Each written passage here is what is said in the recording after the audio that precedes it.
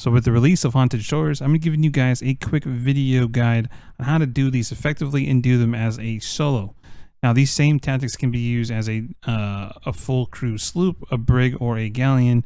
But these are tips that I've learned from doing this for a full day. Tips which should allow you to do these new ghost fleets effectively and efficiently to kind of maximize your potential at being successful. Alright, to do this event solo, you're going to need a few different things, and I'll give you guys some tips and pointers that'll make it a lot easier for you, especially if you want to just tackle them by yourself. So just like any other voyage or any other session, you're going to want to stock up quite a bit. Now, I've done this solo as a freshly stocked up boat. Mind you, it's not really that easy. You really do want to get food. I think food's probably the biggest thing here that really makes you want to stock up even a little bit. Chain shots and other mixed cannonballs also do work for this event. So I did get a comment during our live stream today, do blunder bombs, fire bombs, and chain shot work?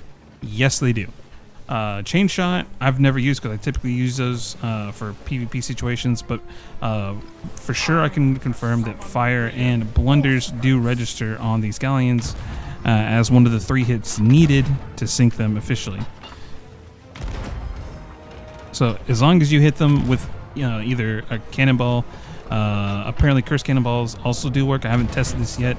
I'm assuming ones that affect or do damage probably are worth using, but again, haven't tested it out yet. But those 2 are a sure thing, so if you have an excess of either or, definitely worth using those if you're low on cannonballs. So these ships will take 3 hits. Now they have quite a large hitbox, and one of the things that will make this a little bit easier is to aim a little bit high and also a little bit low. They seem to have given you a little bit of freedom in that regard, just to make it not so precise or make it a little bit easier for more inexperienced players. Now throughout this fight, you're going to be finding different little loot piles from the boats that you sink. The loot is signified by ghosts swimming above the water. And during the event, if you're not already fighting the flagships, which are the Ashen Captains, or the main ship itself, which is more of the boss ship, which you will definitely notice, with the boss music and such. These will give you storage crates. Now, these are storage containers that are just like every other storage container in the game. You can use them. You can actually sell them as well. So you can sell these to Merchant, and you can sell them to the Reaper. You don't get a lot for them, but it is something, so do keep that in mind. You're going to get a lot of them during these events, so it is kind of worth maybe selling a few extra, if anything, for a little bit of gold. Now, in all honesty, these cursed cannonballs, or these new cannonballs that they shoot, aren't really a threat. As long as you maintain staying out of their arc and not trying to challenge these boats like you would a skeleton ship or a skeleton galley, treat it just like that and you'll be alright. Honestly, it's fairly easy. Not a lot of this is really that difficult. It's really just lining yourself up, taking the right shots, and moving out accordingly. So the one way you will, or there's 2 ways you will sink during this event, and that's either player intervention or intervening on the event by trying to sink you, gank you, whatever. But also phasing through a enemy ship from an AI ship is actually super dangerous.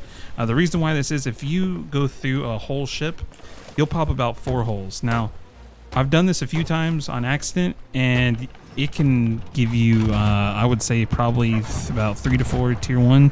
If it continues to happen, you'll get tier 2, tier 3s, and then it just becomes an actual issue. Then you need to retreat and get out of there.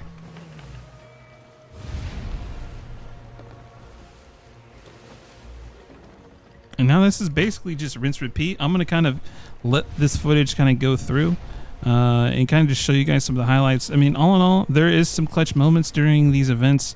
Definitely a bigger ship like a galleon will probably have an easier time doing this just because of sheer cannon power. And plus, I'm not sure how these new cursed cannonballs actually affect them. Sloop is, agile as you are and as easy it is to repair.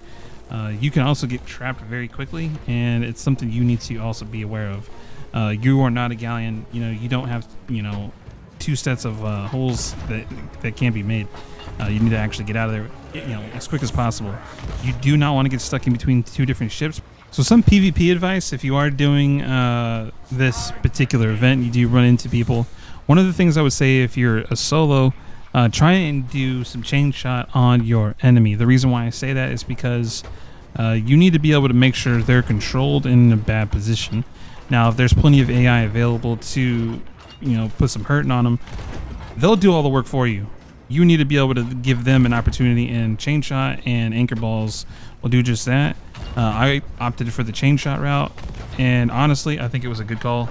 Unfortunately, I couldn't capitalize on this myself. I could have boarded and kind of went through it, but unfortunately, I am by myself, so I had to stay on the boat and couldn't really do too much other than do some long-range shooting, add more fire to their boat. But this crew is definitely kind of on top of repairs and just kind of making sure that they weren't getting any more boned. Even though they were getting actually lit up pretty good, we still managed to take a cannonball and ended up dying. So now for the boss ships, these will take, I think, around, at my last count was around 15 to 20 cannonballs. It just depends. I have mixed results, honestly. But all in all, do the same tactics. Try and stay ahead of them, obviously. The kegs are scary. I actually haven't been hit by them yet. You do not want to get hit by the kegs during this event because it may look deceiving. It may look like there's just one of them. There's typically 4 at a time.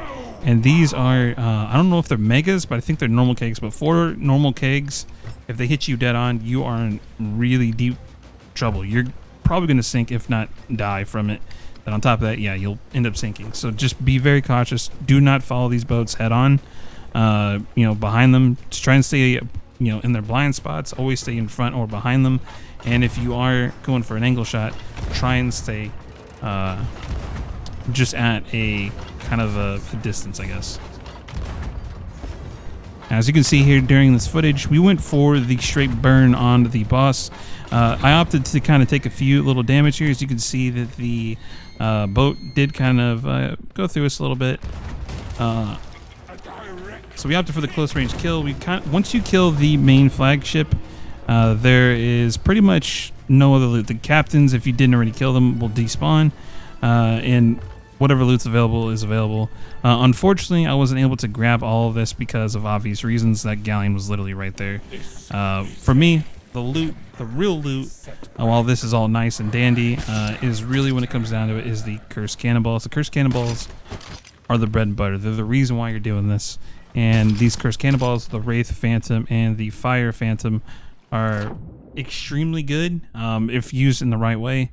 Unfortunately, I couldn't really get to use them against this galleon as they just kept running, and I never had a real opportunity to do it. But try and grab the cannonball crate, jump out of here, and honestly, try and collect. If you can collect all the loot, awesome. Just be cautious that loot right there is probably the most valuable loot. Now these do stack with existing throwables, so I do believe these kind of follow the cursed cannonball limit. What that means is basically you can't actually stack 10 of these plus another 5 anchor balls, 5 this, 5 that. So do keep in mind that if you are trying to kind of a mixed bag of cursed cannonballs, you're gonna need to actually set them up the right way. There you guys have it. That is the Burning Blade event. How to do it solo, how to do it efficiently. All in all, it's a pretty easy event. I find it a little bit challenging doing it solo, but it's fun. It's fun, and getting these cursed cannonballs are nice. Do be cautious out there, though, if you are a solo player.